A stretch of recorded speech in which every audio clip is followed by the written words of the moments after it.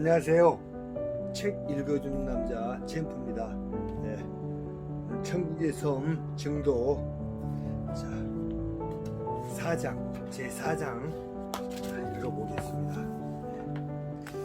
제4장 섬마을의 여자 사도 바울 문중경. 임자도에 처음 개척한 진리교회. 문중경 전도사가 경성 성사원을 다니면서 실습기간 중 고향에 내려와 처음으로 개척을 시작한 곳은 임자도였다. 임자도는 증도 위에 있는 신안에서 제일 북쪽에 위치한 섬으로 문 전도사 남편인 정근택 씨가 첩을 얻어 살고 있던 섬이다. 보통 여자들 같으면 임자도는 쳐다보기도 싫은 섬이었을 것이다. 남편과 소실이 미워서라도 일부러 복음을 전하지 않고, 그래 이 세상에서 그렇게 멋대로 살다가 죽어서 영원히 지옥으로 떨어져 피눈물 나게 고통당하며 한번 살아봐라 하는 마음을 먹었을 수도 있다. 하지만 문 전도사는 그렇게 하지 않았다. 호랑이를 잡으려면 호랑이 굴로 들어가야 하듯 자기 마음속에 가장 큰 상처로 남아있던 것부터 먼저 치료하려 한 것이다. 남편과 소실을 예수 믿게 해서 변화시켜야만 죄인을 구원하러 오신 예수님, 원수를 사랑하라고 하신 예수님의 마음을 진정으로 이해할 수 있게 되리라 믿었다. 그리고 앞으로 고향 마을 이곳저곳을 돌아다니며 복음을 전할 때 있을 수 있는 여러 가지 걸림돌을 미리 제거하려면 이들이 가장 먼저 예수를 믿어야 한다고 판단했다. 그러나 1932년 봄 문중경 전도사가 임자도 진리에 들어가 친척에게 작은 초가를 하나 얻어 어렵사리 교회 개척을 시작하자 남편 정근택 씨와 그의 소실은 그녀가 자신들에게 앙심을 품고 해방을 놓기 위해 일부러 임자도에 들어와 이런 일을 벌인다고 생각하고 극렬하게 교회 개척을 방해하며 온갖 나쁜 소문을 만들어 퍼뜨렸다. 남편은 매일같이 교회 앞에서 큰 소리로 떠들며 욕설을 퍼부었다. 이들과 더불어 마을에 교회가 들어서는 것을 원치 않던 사람들의 핍박도 심했다. 아내와 아이들을 교회에 나가지 못하게 하는 한편 조직적으로 예배 진행을 어렵게 만들었다. 그들은 문 전도사를 향해 서양 귀신을 몰고 들어와 국판을 벌이는 여자라고 손가락질하며 당장 때려치우고 섬을 떠나라는 협박도 서슴지 않았다. 문 전도사는 이들을 맞상대하지 않고 기도하면서 그저 묵묵히 자기 할 일만 했다. 부지런히 마을 이 집 저 집을 다니며 전도를 하고 자신의 장기인 찬송으로 사람들을 불러 모아 열심히 복음을 전했다. 그러는 사이 남편과 소실의 방해가 점점 수그러들었다. 같이 맞붙어야 신이 나서 더하는 법인데 상대를 안 하니까 제풀에 지친 것이다. 어디서나 복음을 전하면 제일 먼저 반응을 보이는 건 아이들과 아낙네들이었다. 완고하고 체면을 중시하는 남자들은 쉽사리 마음을 열지 않았기 때문이다. 문 전도사도 처음에는 자기 말에 귀를 기울여주는 몇몇 부인과 아이들을 데리고 성경을 가르치고 기도하면서 모임을 이끌어 나갔다. 숫자는 적었지만 순수하고 열정적이었다. 부녀자들과 아이들은 대개 글을 몰랐다. 그러니 성경책과 찬송가가 있어도 소용이 없었다. 문 전도사는 가사와 곡조가 쉬운 찬송가를 여러 번 불러 외우도록 했으며 성경 말씀도 암송하기 좋은 구절들을 골라 반복해서 따라 읽도록 했다. 마을에 믿는 사람들이 하나둘 늘어가는 것은 기쁘고 감사한 일이었지만 하루도 쉬지 않고 무리하게 전도 활동에 나선 탓에 문 전도사의 건강은 급격히 나빠졌다. 목은 늘 쉬어있다시피 했으며 식사도 제대로 못해 탈진하기 일쑤였다. 어떤 날은 밤늦게 겨우 찐 쌀을 입에 한 움큼 넣고 씹어 먹다가 지쳐 잠이 들었는데 새벽 기도회를 인도하기 위해 일어났을 때 말을 할 수 없을 정도로 입안이 퉁퉁 부어오르고 오르기도 했다. 남도의 작은 섬에 외로이 세워진 낡은 초가지붕의 진리교회. 하지만 이 교회는 고통받는 사람들, 소외당한 사람들, 병들고 지친 사람들, 귀신 들린 사람들, 가난하고 굶주린 사람들의 천국이었다. 문중경 전도사는 낮은 자들의 어머니가 되어 헌신적으로 이들을 보살폈다. 믿는 사람 한 사람을 일일이 신방해서 신앙 성장을 도왔고 각자의 기도 제목을 놓고 밤낮으로 기도에 힘썼다. 신자들은 이런 문 전도사의 사랑과 헌신에 감동해서 아이가 어미 품을 찾듯 교회를 찾았으며 모든 가르침에 순종하여 실천하려고 애썼다. 진리교회는 많은 어려움 속에서도 날마다 성장을 거듭했다. 문 전도사가 처음 개척한 진리교회는 그 뒤 80여 년이 지난 요즘도 선착장 지나 면상소 앞 야트막한 언덕 위에서 섬 전체를 바라다 보며 임자도의 굳건한 영적 터전으로 자리하고 있다. 그 넉넉한 품새가 문 전도사의 인자한 모습을 빼닮은 듯하다. 현재 진리교회 주일 예배에는 200여 명이 넘는 성도들이 참석한다. 특이한 점은 어느 섬이나 그렇듯 임자도에도 점점 아이들이 줄어드는데 진리교회는 날로 늘어나 교회학교 어린이가 100여 명에 이른다는 것이다. 목포나 광주에 나가 있던 학생들도 토요일이면 섬으로 들어와 주일 예배를 드리고 다시 무트로 나간다고 하니 대단한 일이 아닐 수 없다.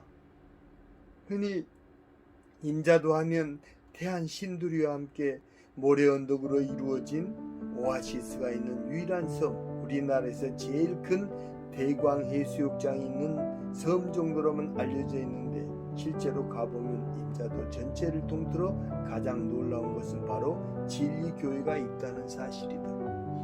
진리교회는 1950년 문 전도사와 함께 이판일 장로 등 48명이 예수를 믿는다는 이유만으로 집단 순교를 당한 거룩한 성지이며 이를 기리기 위해 대한민국 현대 건축의 전설적 존재였던 고 김숙은 선생이 설립한 공간 건축에서 설계비를 받지 않고 헌신액을 쏟아 지은 우리나라 섬 가운데 최고로 아름다운 예배당을 갖춘 교회다.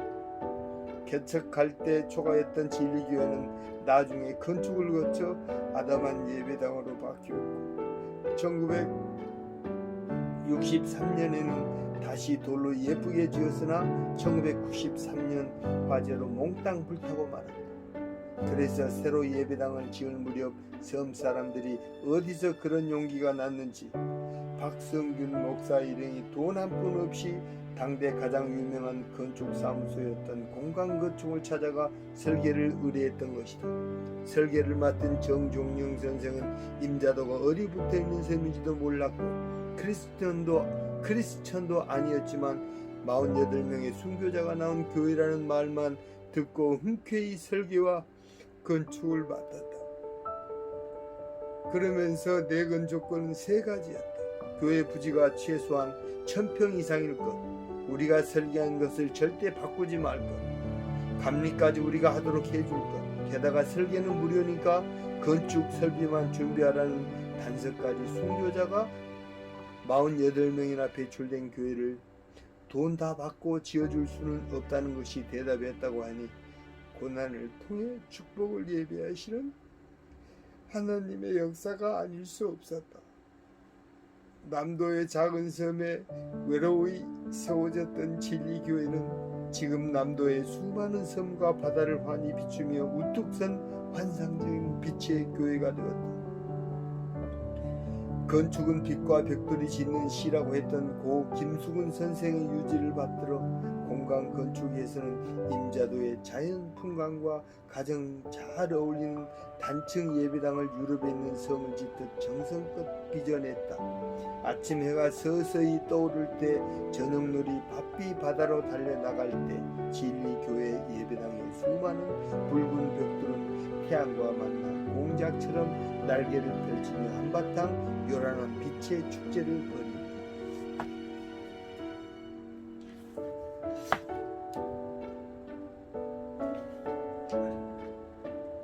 이판일 장로와 정영범 집사, 문중경 전도사가 실습 기간이 되어 진리교회에 내려와 있을 때는 상관이 없었지만 개강을 앞두고 다시 경성으로 올라갈 때나 되니 문 전도사를 대신할 사람이 없어 걱정이었다. 그렇다고 9개월 동안만 예배를 드리고 3개월 동안은 교회 문을 닫아둘 수도 없는 노릇이었다. 이때를 대비해서 하나님이 예배해 놓으신 숨은 일꾼이 있었으니 그가 바로 이판일 씨였다. 이판일 씨는 동생 이판성 씨와 함께 문 전도사를 도와 밤낮을 가리지 않고 헌신적으로 교회 개척에 앞장섰다. 이 형제는 진리교회에서 없어서는 안 될 든든한 두 기둥이었다. 이판일 씨와 이판성 씨의 가족만 해도 무려 13명이나 됐다. 이들이 교회를 굳건히 지키고 있었기에 문 전도사는 안심하고 경성으로 떠날 수 있었다. 다시 학교로 돌아와 공부하면서도 문 전도사는 항상 진리교회만을 생각했다. 예배를 잘 드리고 있는지, 혹시 모임을 게을리하는 건 아닌지, 예수 믿는 사람들이 더 늘어났는지, 중간에 예수 믿는 걸 포기한 사람은 없는지 모든 게 궁금했다. 하지만 전화도 흔치 않던 시절에 자주 연락할 길도 없었다. 오로지 기도하는 일이 전부였다. 이판일 씨는 자기 집보다 교회를 더 사랑한 사람이었다. 비가 오면 자기 집 지붕이 새더라도 교회로 먼저 달려가서 혹시 비가 새는 곳은 없는지 살펴보고 올 정도였다.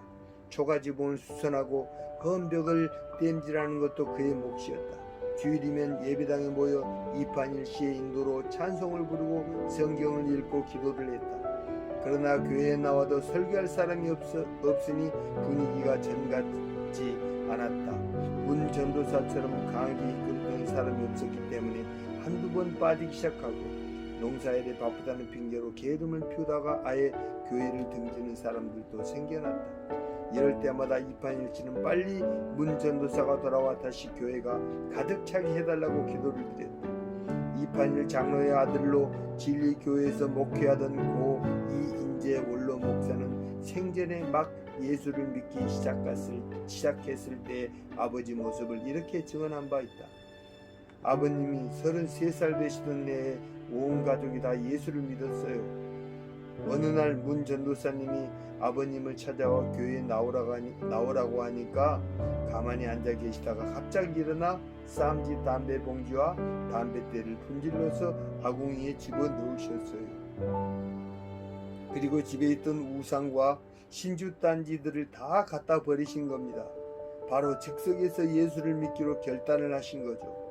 옛날 농촌에서는 저녁이나 새벽이면 보리방아를 짓거나 물도 깃고 그랬는데 아버님은 주일에는 절대로 방아도 못 짓고 물도 못 깃게 하셨어요. 그 바람에 어머니가 고생 참 많이 하셨죠. 주일에는 밥만 해서 먹고 다른 일은 일체 하지를 않았어요.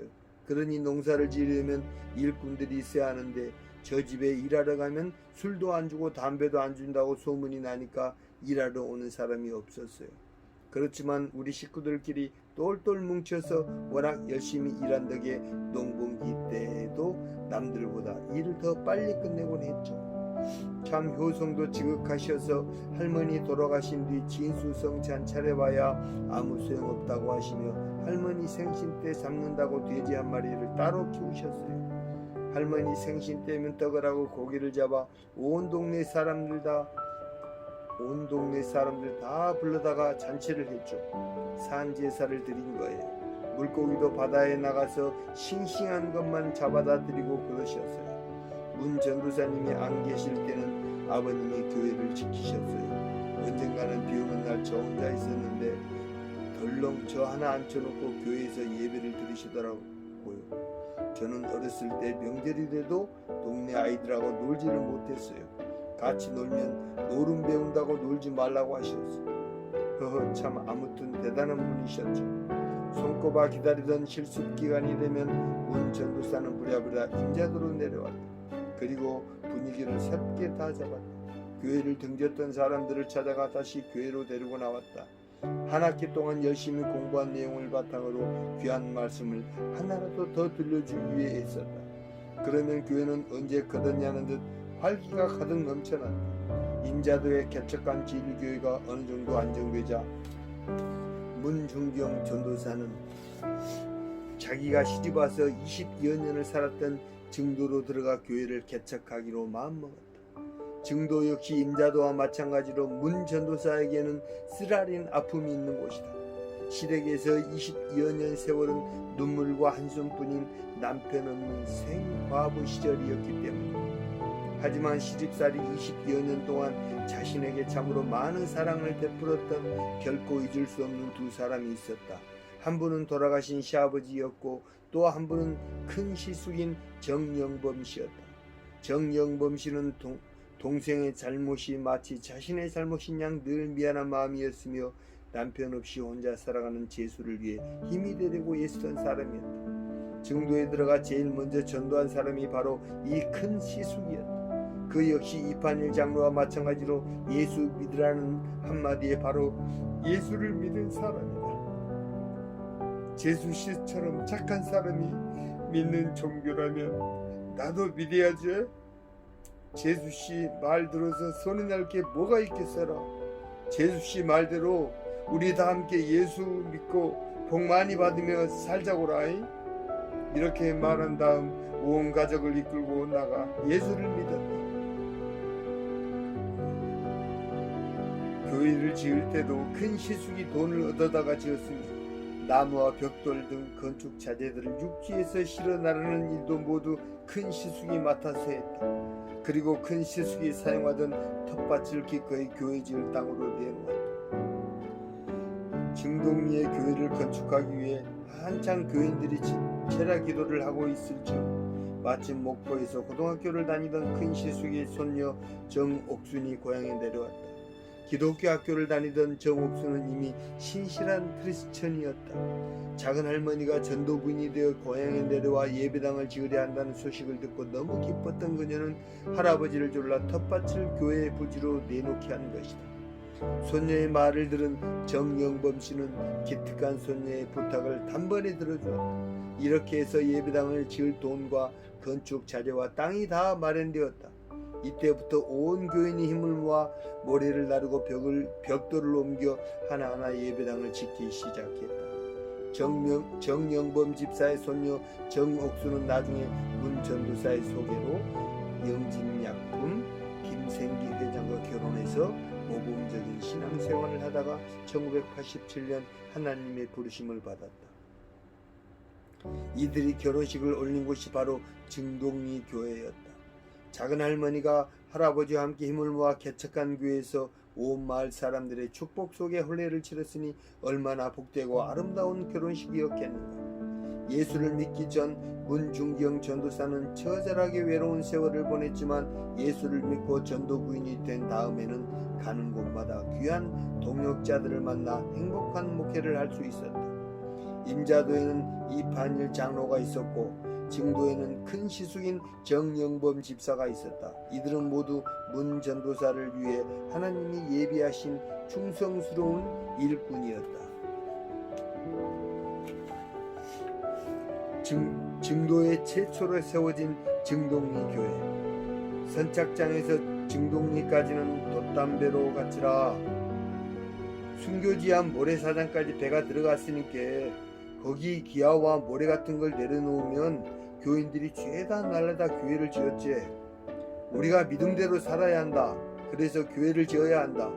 그때는 오로지 이것만 생각했단게. 참말로 신앙 위주로만 살았어라. 일제 때 교회를 뺏기기도 하고 말할 수 없는 핍박을 당하면서도 굳건히 지켜온 교회가 바로 증동리 교회란께요. 우리 증동리 교회가 이 도서지방에서 제일 노다가 큰 교회지라. 어머니 교회란께요. 임자도에 진리교회도 세우셨지만 문 전도사님께서 주로 머물러 계시던 교회가 증동리 교회제. 증동리 교회를 중심으로 해서 이 근방 도서지역 전도를 하셨던 것이오. 증동리 교회를 처음 지을 당시를 고 김두학 장로는 이렇게 회고했다. 1933년의 일이다. 교인들 대부분이 농사를 짓는 사람들이었기 때문에 남자들은 농가 밭에서 일을 하고 여자들은 모래방아 지으랴 길쌈 메고 물 깃고 아이들 뒤치다거리에 끼니마다 식사 준비하랴 다들 쉴 틈 없이 바빴다. 이런 와중에 예배당을 지어야 하니 잠을 줄이고 밤중에 일하는 수밖에 없었다. 한밤중에 횃불을 밝혀놓고 찬송을 부리며 예배당을 지은 것이다. 부녀자들이 머리에 무거운 기와장을 이고 얼마나 날랐는지 나중에 여자 성도들의 머리가 거의 다 벗겨질 정도였다고 한다. 흙은 야산에서 퍼다 날랐고 물은 동구 밖까지 나가서 기러왔으며 짚은 작두날이 무뎌질 만큼 썰고 또 썰어야 했다. 그러면 여자들이 팔을 걷어붙이고 반죽을 했는데 얼마나 반죽을 많이 했는지 손끝이 갈라져 피가 맺히고 굳은 살이 박여 젓가락질을 하기가 힘들었단다. 이렇게 피땀 흘려 지은 예배당이었으니 완공되었을 때 그 감격이 얼마나 컸겠는가. 모두들 기뻐서 눈물을 흘리며 손에 손을 잡고 감사의 찬송을 불렀다. 지금도 마을 전체를 한눈에 내려다볼 수 있는 위치에 우뚝 서 있는 증동리 교회는 증도신앙 공동체의 상징으로서 그날의 수고와 감격을 고스란히 간직하고 있다. 예수가 뭔지도 모르고 미신을 숭배하며 전통적 가치관을 가지고 살던 마을에 예배당이 세워지자 핍박과 시련이 들이닥쳤다. 그 첫 번째 시련은 문 전도사 자신에게 닥친 것이었다. 문 전도사는 증동리 교회를 건축한 후 이성복 목사를 모시다가 학습 세례식을 했다. 교회가 세워진 뒤 처음으로 갖는 소중한 행사였기에 직접 목포로 가서 이성복 목사를 모시고 들어왔다. 이 광경을 본 몇몇 마을 어른들이 정씨 집안 막내 며느리가 서방을 얻어서 데리고 다닌다는 소문을 퍼뜨렸다. 악의적으로 문 전도사를 괴롭히기 위해 저지른 일이었다. 이들은 한술 더 떠서 문 전도사의 큰 시숙을 찾아가 호통을 치고 따지며 훈계했다. 듣다 못한 큰 시숙은 이들에게 물러서지 않고 단호하게 대응했다. 어르신들, 해도 너무들 하시오. 지 동생에 대해서 그리고 재수씨에 대해서 다들 잘 아시지 않소라? 재수씨는 절대 그럴 사람이 아니란께요. 설령 재수씨가 다른 남정네를 만나고 다닌다 해도 저는 아무 할 말이 없는 사람이지라. 지 동생이 재수씨에게 얼마나 못된 짓을 했는지 잘 아시지라.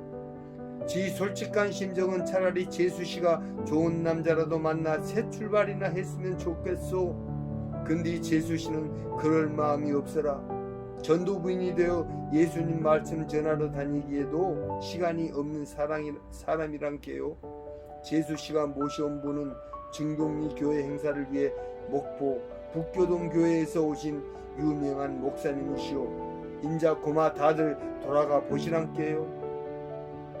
따지러 갔던 사람들이 오히려 면박만 당하고 물러날 수밖에 없었다. 큰 시숙 정영범 집사는 언제나 문 전도사의 든든한 바람막이가 되어 주었다.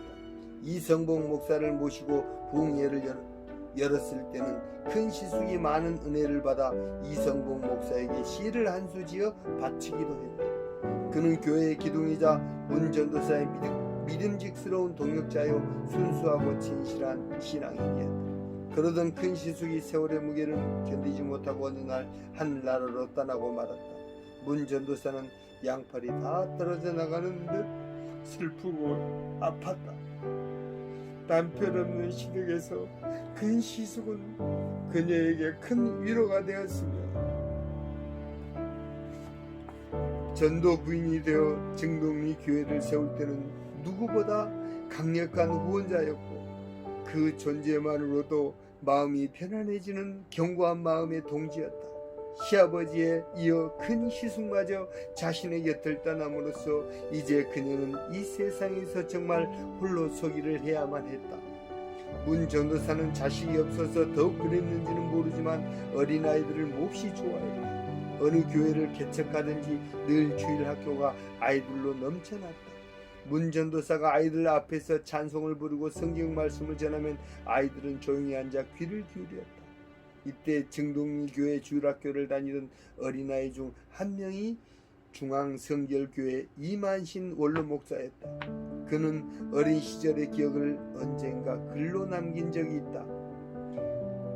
내가 5살 때쯤 교회를 개척했으리라고 생각되는데 동리에 교회가 들어오자 나의 할머님, 어머님이 자연히 최초의 교인이 되었으며 따라서 나 역시 최초의 주일학교 학생이 되었던 것이다. 따라서 나는 전도사 할머님의 영향을 알게 모르게 많이 받은 것이 사실이다. 특히 교회에 어려운 일이 있으면 우리 집에 오셔서 어머님과 의논하시곤 하였는데 이러한 모든 것이 지금의 나의 목회 생활에 영향을 주었으리라 여겨진다. 한 번은 어느 교인 하나가 낙심하여 배교하였을 때 문 전도사 할머님이 우리 집에 찾아오셔서 어머님에게 하시는 말씀이 내가 맏아들을 잃었을 때 마음이 이렇게 아팠느냐 하시면서 눈물을 흘리시던 모습이 지금도 눈에 선하다. 어머님은 6살 난 맏아들을 잃으셨던 것이다.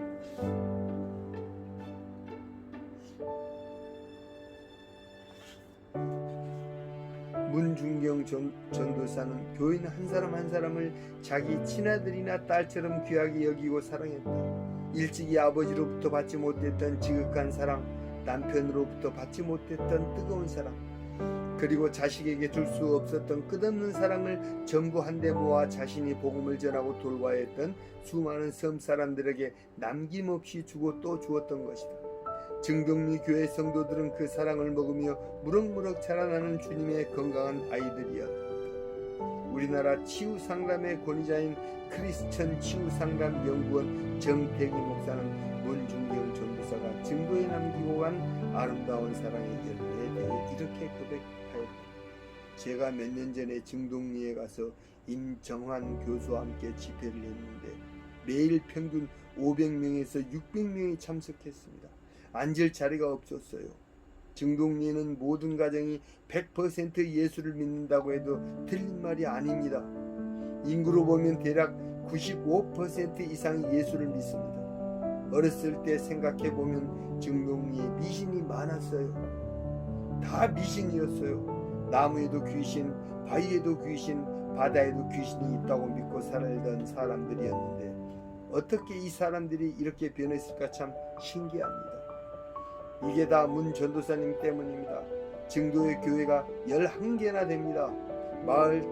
마을마다 교회가 있습니다. 이건 기적 같은 일입니다. 문 전도사님 순교의 피 때문에 지금도 성령이 뜨겁게 역사하고 계신 겁니다. 바다 건너 대초리에 세운 3번째 교회. 지금은 대초리에서 중동리로 가는 길이 포장도로로 잘 닦여 있지만 옛날에는 이 두 마을 사이에 얕은 바다가 있어 건너가기가 쉽지 않았다. 전증도라 불리던 대초리에서 후중도라 불리던 중동리를 가려면 썰물대를 기다려 갯벌 위로 드러난 노두를 밟고 건너야 했다. 물론 밀물대는 노두가 다시 바닷물에 잠기게 되니까 건널 수가 없었다.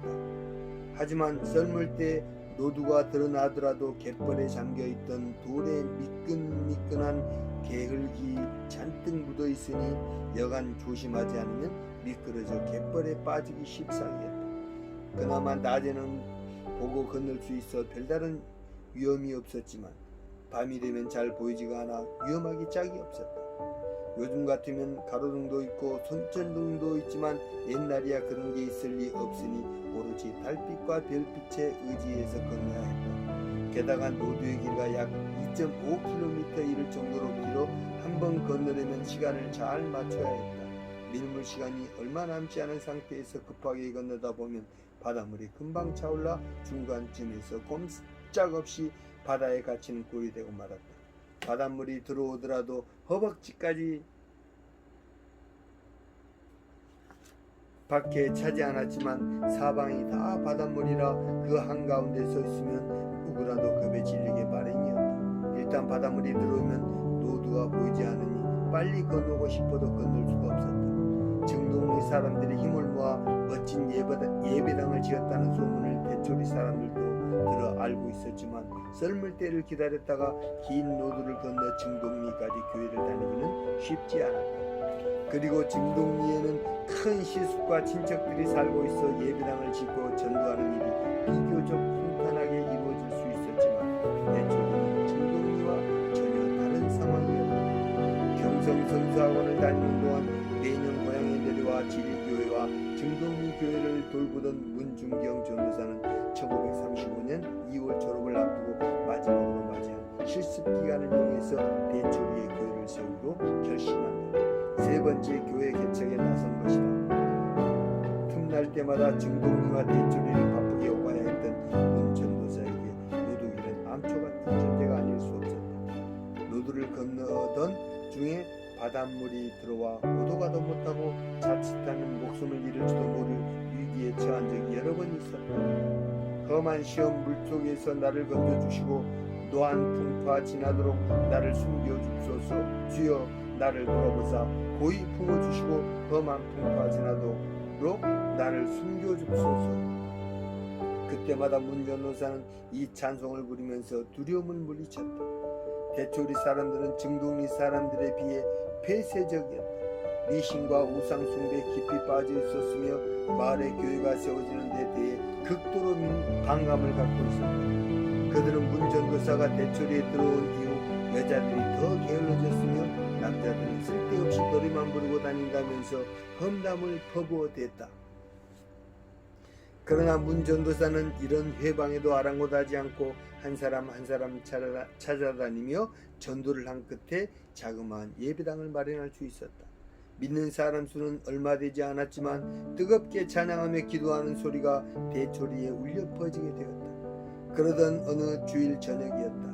한창 예배를 드리고 있는데 난데없이 돌멩이 하나가 날아와 등잔을 깨뜨려 버렸다. 갑자기 초롱불이 꺼지자 예배당은 칠흑같이 깜깜해졌고 부녀자들은 놀라 허둥대며 소리를 질렀다. 청년들과 함께 나가봤더니 사내들이 술 냄새를 풍기며 웃고 있었다. 그들은 뭘 잘했다고 오히려 고래고래 욕설을 퍼붓고 있었다. 문 전도사는 그들에게 또박또박 다가가 나지막하게 말했다. 지는 대초리 해를 끼치러 온 게 아니구만요. 예수님의 복된 말씀을 전해서 모든 마을 사람들이 다 구원받고 행복하게 잘 살도록 만들기 위해 온 것이지라. 우리는 시방 대초리의 부흥과 발전을 위해 기도하는 중이었단께요. 여러분들이 술김에 그런 것 다 이해해요. 금계로 들어가서 우리 마을을 위해 같이 기도하는 게 어떻겠소? 자, 들어가시오. 한바탕 맞붙어 소란을 피우려 계획했던 그들은 문 전도사가 이렇게 나오자 쭈뼛거리다가 하나둘 그냥 돌아갔다. 시비를 걸 분위기가 아니었던 것이다. 교회를 개척할 때마다 늘 크고 작은 어려움이 따르기 마련이었지만 시간이 지날수록 이들의 횡포는 더욱더 심해졌다. 전도하러 가는 문 전도사의 길을 막고 욕을 하며 옷을 잡아 찢기도 했고 예배 드릴 때마다 술을 마시고 나타나 소리를 지르며 예배를 방해하기도 했다. 교회를 지날 때면 항상 침을 뱉고 욕을 해댔다. 이 사람들이 이러면 이럴수록 문 전도사는 더 간절하게 이들을 위해 기도했다. 좌절하거나 슬퍼하거나 두려워하지 않고 그토록 못살게 괴롭히는데도 변함없이 자신들을 대하고 사랑을 베풀며 복음을 전하는 문 전도사를 보고 이들의 마음이 결국 움직이기 시작했다. 마을에서도 이름난 불량배들이었던 이 사람들이 예수를 믿게 되자 다른 사람들도 자연스럽게 복음을 받아들이게 되었다. 대초리 교회 안정환 장로는 그때 문 전도사가 생명을 걸고 교회를 개척한 거라고 말했다. 문 전도사님이 집집마다 방문하면서 전도를 하셨단께요. 불악 어른들이 핍박을 많이 했는데 결국 다 이겨내셨지라. 얼굴이 참말 곱고 예쁘셨어요. 혼자서 신안 일대를 다 다니셔야 하니까 대초리에 오래 계시지는 않았지라. 마을에 아주 고약한 분들도 있었단께요. 근데 그때 예수를 처음 믿었던 어른들은 거의 다 돌아가셔 버렸어. 시방 대초리 교회는 주일낮 예배 때 110명에서 120명 정도 모입제라. 대초리 마을 분들이 거의 다 나오시는 셈이요. 옛날에는 구설하는 당산이 있었는데 지금은 그런 거 일체 없어요. 대초리 교회 출신들이 외지에 나가서도 신앙생활 아주 잘한단께요. 섬에 이런 교회가 있다는 게 신기한 일이지. 아무튼 문 전도사님은 대초리 교회를 세우면서 엄청나게 고생하셨지라. 정말 생명 걸고 하신 거란께. 사람의 생각으로는 도저히 할 수가 없어. 못해요. 증거를 둘러다보다가 그림처럼 예쁜 교회를 발견하고 이내 발길이 멈춰진다면 그게 바로 대철 교회다. 커다란 두 개의 지붕이 위로는 하늘을 높이 떠받들고 아래로는 땅과 사람들을 포근히 감싸고 있는 예배당 모습이 마치 문중경 전도사가 두 팔을 벌리고 서서 지치고 힘든 사람들을 향해 어서 오라고 손짓하며 활짝 웃고 있는 것처럼 보였다. 작은 나룻배에 몸을 싣고 문 전도사님은 늘 손에 먹을거리나 옷가지를 들고 다니며 복음을 전하셨다고 합니다. 여름철에는 마당 가운데 모깃불을 피워놓고 찬양을 하면서 이를 듣고 모이던 사람들에게 복음을 전하셨죠. 그 외에도 아픈 환자 집에 가서는 치료를 해주시고 가난한 집에는 제사집이나 잔치집에서 먹을 걸 챙겨다 주시곤 했습니다. 이렇게 먹을 것을 주고 병을 고쳐주고 옷을 입혀주고 찬양을 부르며 말씀을 전하시니 자연히 복음 전하는 일에 열매가 많았습니다. 그때는 바람의 힘으로 움직이는 돛담배를 타고 다니셨어요. 후원자도 없으니 자력으로 이렇게 하셨고 미군 물자가 들어오면 이를 활용하기도 했습니다. 그분의 전도 방법은 사도 바울과 흡사한 것이었습니다. 증동리 교회 김상원 목사는 돛담배를 타고 이 섬 저 섬을 돌아다니며 주님을 위해 오로지 복음 전하는 일에만 매달렸던 문중경 전도사를 사도 바울 같은 분이었다고 고백했다. 정말 그랬다. 문중경 전도사는 섬마을의 여자 사도 바울이었다. 진리, 증동리, 대초리 세 마을의 교회를 개척한 후에는 마을 중간중간에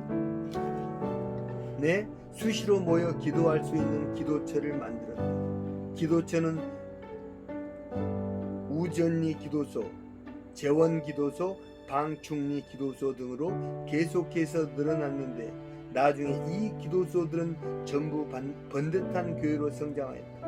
지는 약 50년 전부터 증동리 교회를 다니기 시작했는데 거리가 너무 멀어서 힘드니까 1983년 2월 13일 이곳 방충리에 교회를 세워 증동리 교회로부터 분리 독립을 했어요.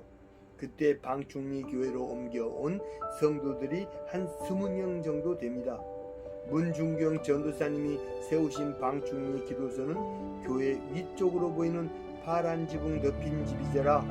기도소는 교회를 세울 수 없으니까 동네 사람들이 모여 기도할 수 있는 공간으로 만든 것이요. 이주청 장로의 설명이다. 그때 방충리에 세웠던 기도소는 지금 방충리 교회가 되어 온 마을 사람들이 다 교인인 은혜의 교회가 되었다. 교회와 기도소들이 늘어날수록 문 전도사는 쉴 새 없이 바빠졌다. 그렇지 않아도 여자 혼자 몸으로는 도저히 감당할 수 없을 정도로 일이 많았고 자신을 돌보지 않고 무리한 탓에 몸은 날로 쇠약해져 가고 있었지만 그녀는 전혀 개의치 않고 강행군을 계속했다. 섬과 섬을 오가는 교통수단은 작은 돛담배가 전부였다. 그나마 날씨가 좋지 않거나 폭풍이라도 불어닥치는 날이면 다시 날씨가 좋아질 때까지 배를 띄울 수가 없었다.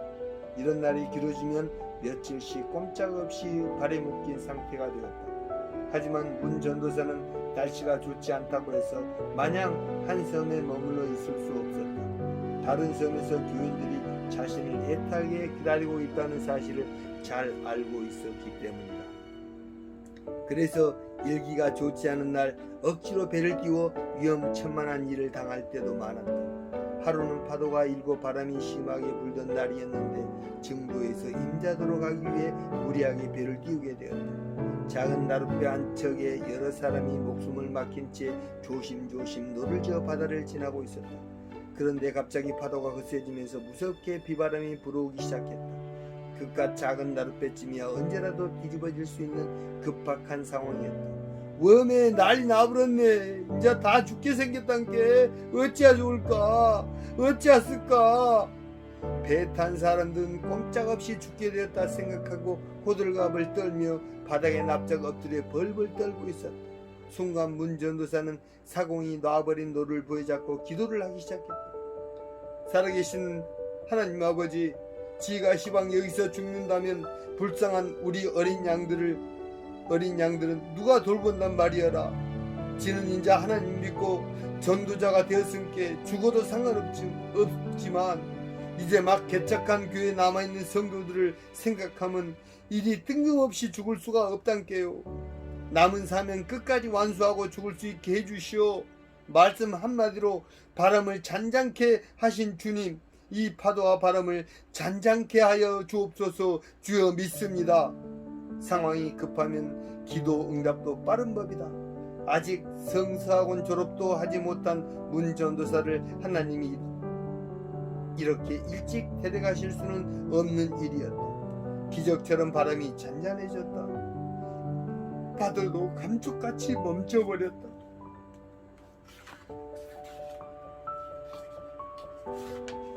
세상에 이럴 수가. 구약 성경에 나오는 요나 이야기 같은 일이 실제로 일어난 것이다. 요나는 하나님 말씀에 불순종함으로써 자기 때문에 다른 사람들까지 다 죽게 될 위기를 맞았지만 문중경 전도사는 하나님 말씀에 순종함으로써 자기뿐만 아니라 다른 사람들까지 다 살려낸 셈이었다.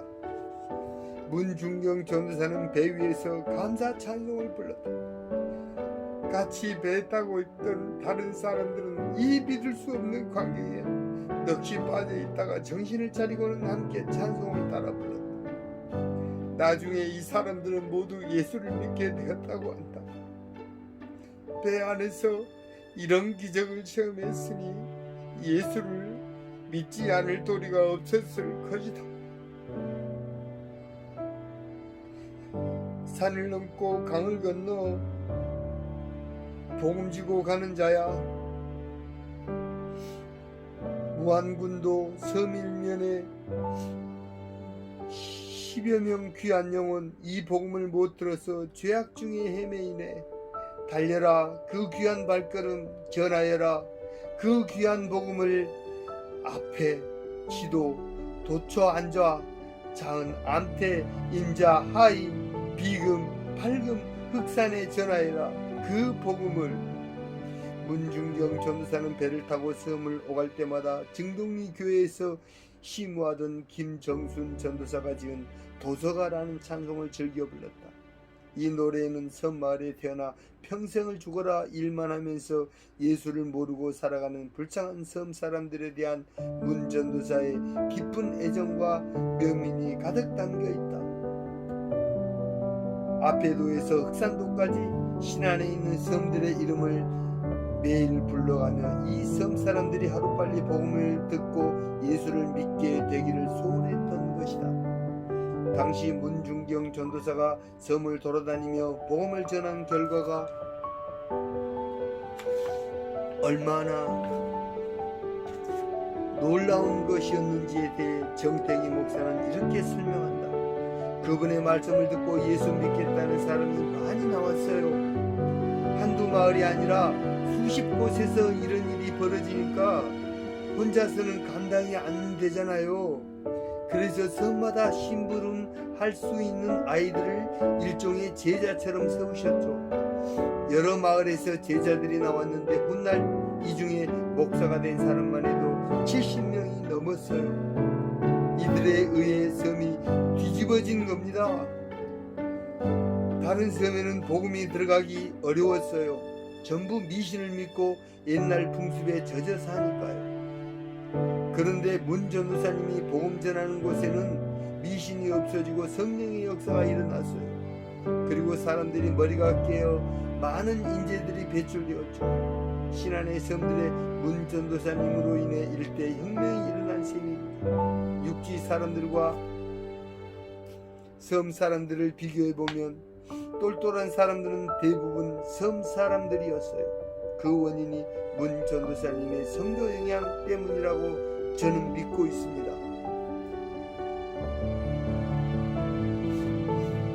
고무신 9천년 1936년 5월 1일 힘들고 어려웠던 긴 여정 끝에 드디어 경성 성서 학원을 졸업하게 된 문중경 전도사는 본격적으로 복음전도의 길에 나서게 된다.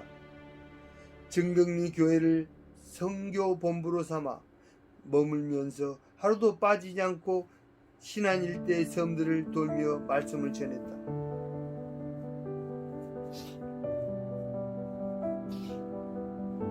문중경 전도사의 목회 방식은 완전히 종합적인 것이었다. 쉽게 말하면 할 수 있는 건 뭐든지 다 하는 목회였다. 때로는 의사로, 때로는 간호사로, 때로는 산파로, 때로는 유모로, 때로는 우편 배달부로 교인들을 위해 무엇이든 봉사하고 심부름하는 역할을 도맡았다. 한 번은 정동리에 장질부사가 돌았다. 장질부사는 장피푸스를 말하는데 시골 사람들은 흔히 연병이라 불렀다.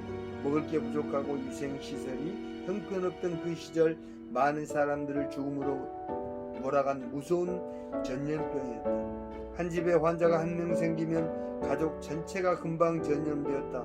죽어나가는 사람이 속출했다. 하지만 장례를 치를 수도 없었다. 장례를 치르려면 환자의 집에 들어가야 하고 시체를 만져야 하는데 전염될 위험이 있기 때문이었다. 사람들은 자꾸 죽어가는데 시체를 치울 수도 장례를 치를 수도 없으니 그야말로 온 동네에 냄새가 진동하면서 살벌한 죽음의 기운만이 서서히 퍼져나갔다. 일본인 관리들도 마을 주민들도 속수무책이었다. 이때 문중경 전도사가 나섰다. 환자의 집에 들어가 시체를 옮겨 날랐으며 조촐하게 장례를 치러주었고 아직 살아있는 사람들을 돌보고 치료했다. 어느 누구도 감히 할 수 없는 일이었다. 교인들은 모두 나서서 문 전도사를 말렸다.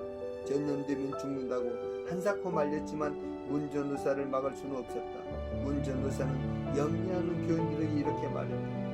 시체들이 썩어서 점점 더 징한 악취를 풍기고 있는데 이걸 어째 그냥 두고만 보겠단가요? 하루라도 빨리 장례를 치러버려야 죽은 사람들도 편히 눈을 감고 산 사람들도 쫓게 덜 고통스러울 거 아니겠소? 이 일은 지가 해야 할 일이란께요. 지는 남편도 없고 자식도 없으니 이러다 죽어도 아무 상관이 없는 사람이지라. 죽어도 하나님 뜻이고 살아도 하나님 뜻이란께요. 그랑께 아무 걱정하지 마시고 기도만 해주시오. 이렇게 나서서 죽은 사람들을 치우고 병든 사람들을 치료하며 온 마을을 돌아다녔지만 문 전도사는 전혀 장질부사에 전염되지 않았다.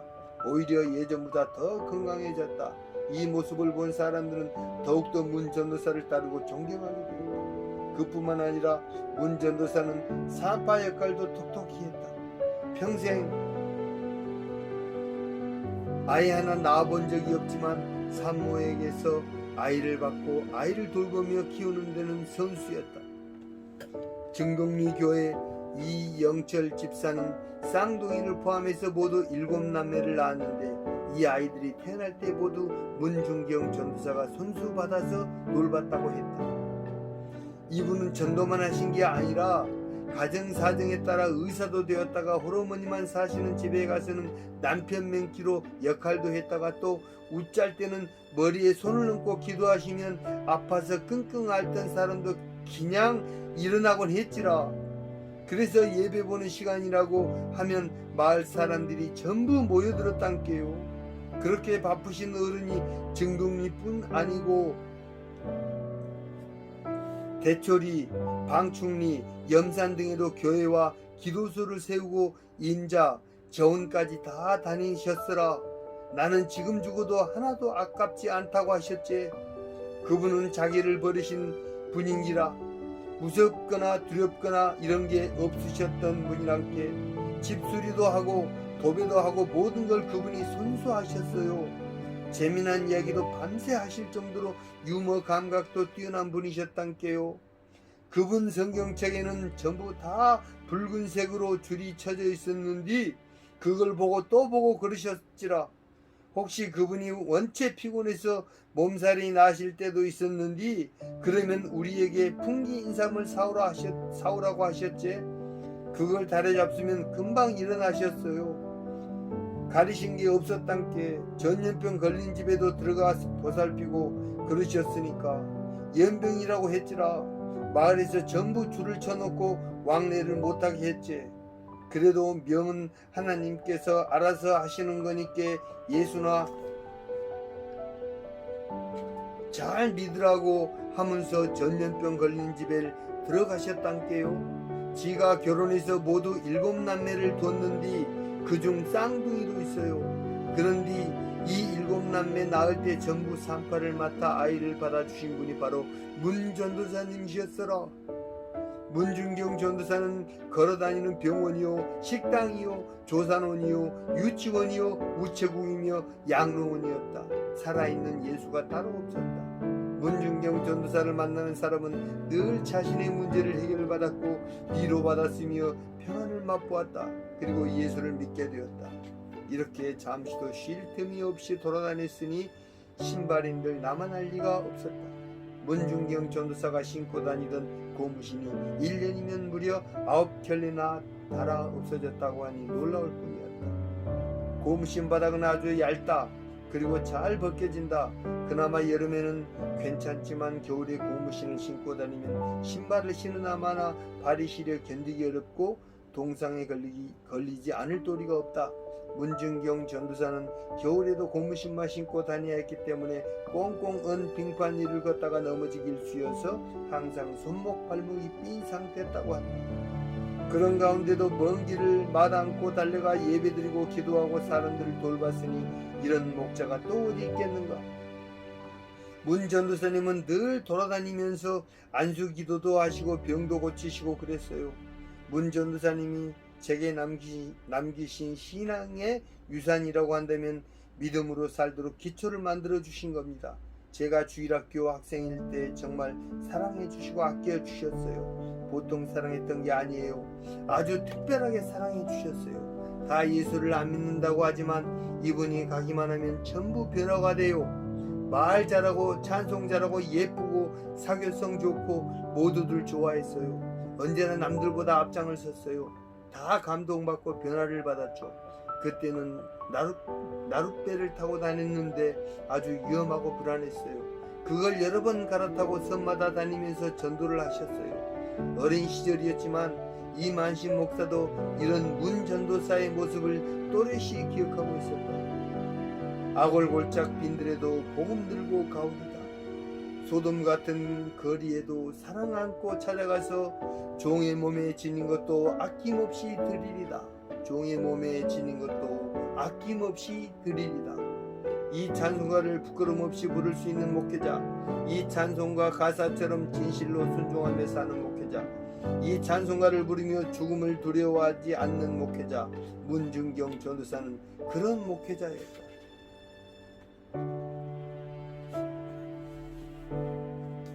오늘 여기 4장 마지막까지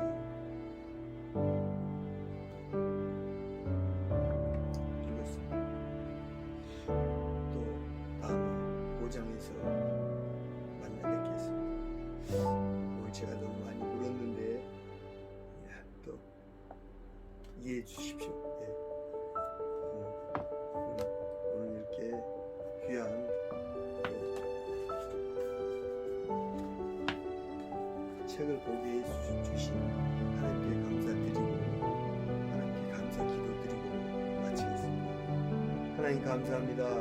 주님께서 우리 문중경 전도사의 이 정말 몸을 바쳐서 정말 자신을 버리고 온전히 하나님만 생각하며 또 정말 귀한 또 우리 성도들을 생각하며 자기 몸보다 더 아끼신 우리 문중경 전도사를 정말 진심으로 존경합니다.